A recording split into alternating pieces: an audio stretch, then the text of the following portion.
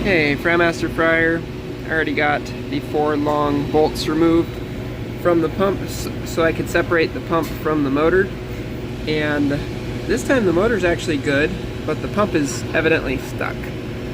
You got to make sure that those heating elements, that heat tape wrapped around the outside of the pump, is still heating. In this case it is.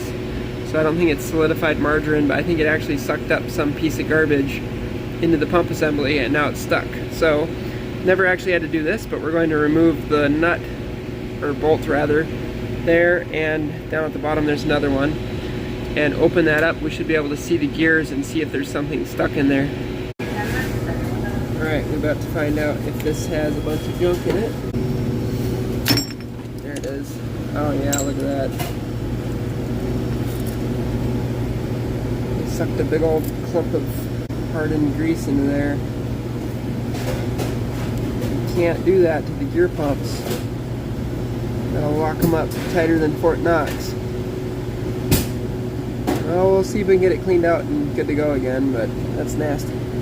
So I ended up disconnecting it from the manifold right there, cutting the heat wires which feed this heating element, and disconnecting where it hooks up to the filter in order to get it out. And it's super plugged and gummed up. I think it's actually shot. I don't think we're gonna fix it. In theory, you could pull it apart and clean it out, but I don't know. It's a lot of work to get to it, so I don't know if it's worth fixing it or if they should just replace it. So this backflow preventer I had to take off. I'm trying to get all that sludge out of it, but everything just got super plugged up. But it's actually cleaning up pretty well, so I think I will put it back together, and then they don't have to buy a new one, but super nasty. Okay, so we got it cleaned out, and now when I turn the shaft, the gears actually move smoothly. Still seems to have a good tight tolerance.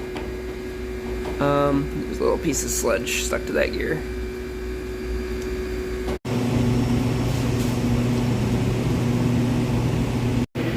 So it's back together, and it does actually work now.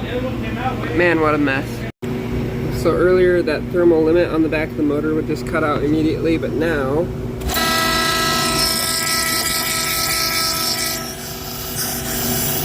can hear it has good suction.